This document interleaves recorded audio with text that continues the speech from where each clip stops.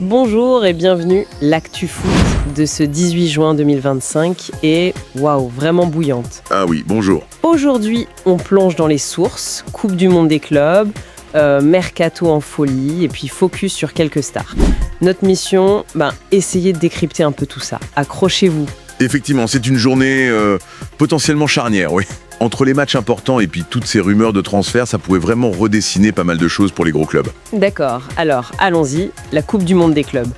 Hier, on a eu Monterrey et l'Inter qui ont fait 1-1.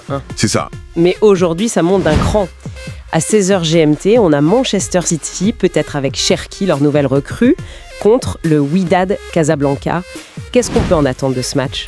C'est déjà voir comment City aborde le tournoi. Et puis surtout, s'il y a un jeune talent comme Cherki, qui vient d'arriver, peut déjà gratter du temps de jeu, tu vois, dans un effectif pareil.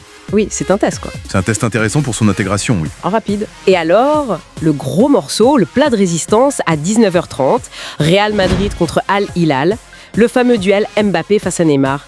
Sur X, ça n'arrête pas, l'excitation est énorme.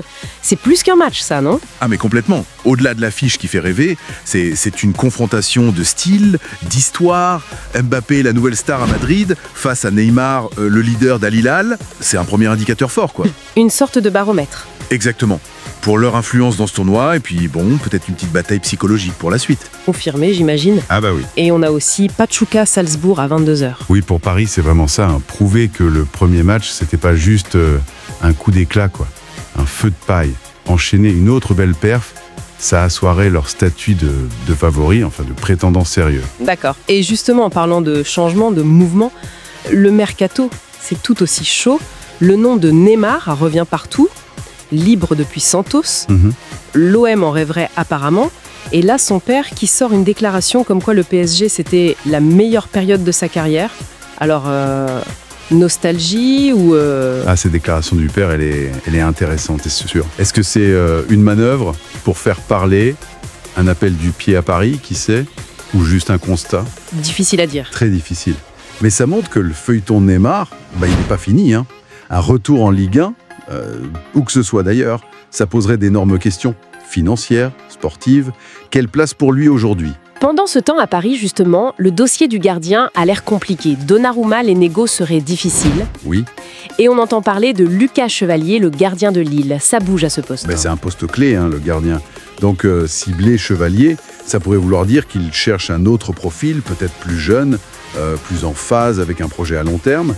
C'est un dossier à suivre de très très près, ça. Et l'OM, de son côté, semble hyper actif avec Mehdi Benatia. On a la signature de CJ Egan-Riley, un jeune défenseur anglais. Oui, prometteur. Et un intérêt pour un jeune italien. Les pistes plus expérimentées, genre Rabiot, Pogba, c'est toujours d'actualité. L'OM, on voit la stratégie, les jeunes talents encadrés par des joueurs confirmés. C'est ambitieux. Et ça confirme une tendance générale du marché. Les grands clubs misent gros sur des très jeunes, comme Cherki à City ou Job Bellingham à Dortmund. Oui, c'est vrai. Saint-Etienne aussi bouge un peu. Mahmoud Jaber, signé. Et il regarderait Lucas Tassin. Mais revenons à Mbappé. Une légende du Real le voit déjà favori pour le Ballon d'Or 2025. Ça enflamme X, évidemment. Mbappé, futur roi. Ce statut de favori si tôt, dès son arrivée, s'en dit long sur ce qu'on attend de lui à Madrid, quoi. C'est pas juste de la pression, c'est une reconnaissance de son impact potentiel immédiat. D'accord. Scène parfaite pour lui pour commencer à justifier tout ça. En dehors du terrain, l'OM a aussi fait parler avec son nouveau maillot extérieur. Apparemment très bien accueilli sur les réseaux, on lit des « une tuerie ». Ah oui, c'est un bon rappel ça. Le maillot, c'est hyper important, symboliquement. C'est l'identité du club, le lien avec les supporters. Un maillot réussi, ça unit. C'est clair. Et pour finir, une petite touche nostalgie, Mathieu Valbuena, 40 ans, qui signe à l'Olympiakos. Ah ouais, incroyable. Impressionnant, non ? Carrément. Ces carrières qui durent, ça force le respect. Valbuena, c'est la passion intacte. Ça montre que le foot, c'est aussi ça. Des histoires de longévité, de persévérance. C'est beau. Voilà, pour ce tour d'horizon rapide mais intense de ce 18 juin. Coupe du monde des clubs avec des chocs ce soir. Real à Lille à 19h, PSG Botafogo 21h et puis le mercato qui façonne déjà la saison prochaine.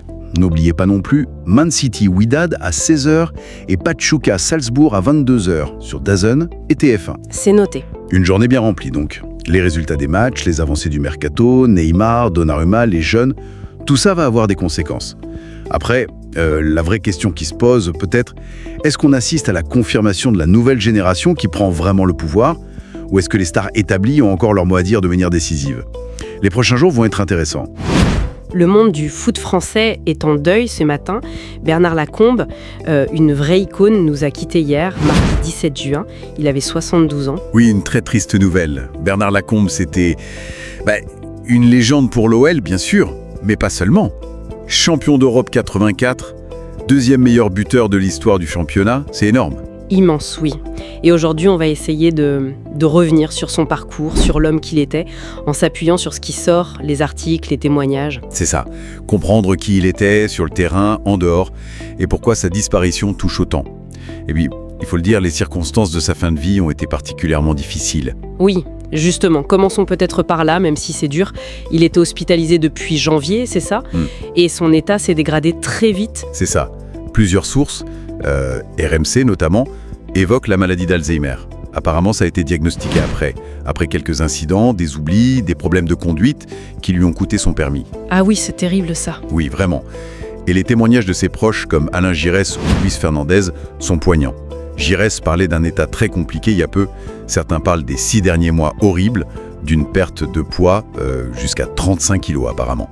C'est vraiment une fin très dure. Ça tranche tellement avec l'image du joueur plein de vie, ce renard des surfaces, comme on l'appelait. Exactement. Et quelle carrière de joueur! 255 buts en championnat. C'est le 2e meilleur total de l'histoire. C'est juste fou. Surtout qu'il ne faisait qu'1m71. Un instinctif pur. Totalement. Il explose à Lyon, son club de cœur, hyper jeune, à 17 ans. Avec Chiesa, Dinalo, c'était les lutins.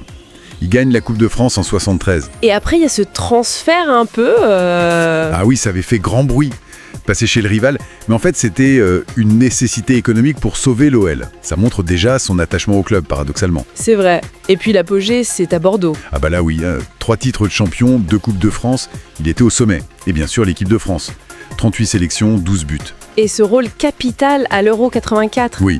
Il ne marque pas en finale contre l'Espagne, mais c'est lui qui provoque le coup franc que Platini met au fond. Décisif. Sans oublier ses Coupes du Monde, 78 avec ce but record contre l'Italie et 82. Mais Bernard Lacombe, ce n'est pas que le joueur. Son retour à Lyon après, c'est peut-être encore plus fort, non? Quand Aulas l'appelle en 87. Ah oui, c'est sa deuxième vie. Et quelle vie!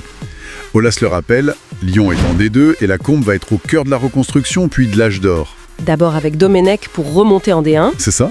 Et ensuite, directeur sportif, conseiller. Il est là pendant les 7 titres de champion entre 2002 et 2008.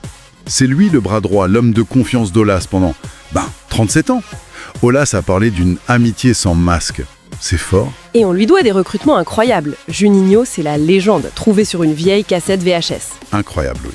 Mais il y a aussi Sonny Anderson, Essien, Diarra, Benzema. Il avait un œil, c'est sûr. Joueur, entraîneur aussi pendant un temps. Oui, entre 96 et 2000. Puis directeur sportif, conseiller jusqu'en 2019. Il a vraiment tout fait à l'OL. Un vrai gone, viscéralement attaché à son club. Sa place sur la fresque des Lyonnais, ça dit tout. Et tout ça avec une personnalité haute en couleur, on va dire. Son franc-parler était légendaire. Ah ça oui, les phrases cultes. Il y a cette anecdote sur OLTV, quand il commentait les matchs et qu'il n'hésitait pas à un peu tacler ses propres joueurs.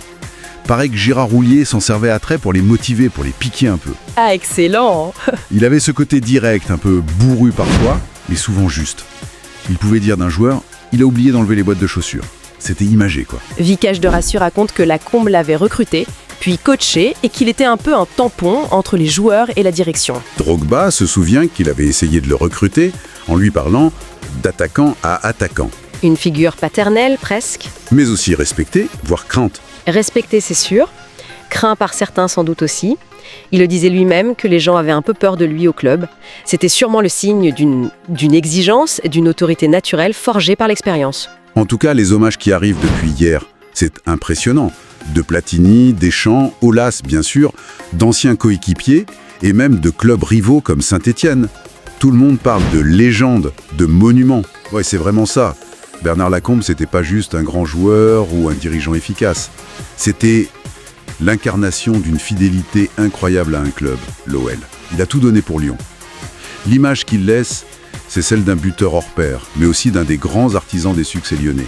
Et finalement, quand on regarde tout ça, les buts, les titres, ce caractère unique, on se demande ce qui lui a permis de rester aussi central, aussi important dans le foot français pendant plus de 50 ans. Peut-être une passion dévorante pour le jeu, une intelligence du foot, et puis cette fidélité, cette authenticité, quoi. Quelque chose qui force le respect, au-delà de tout, une vraie légende.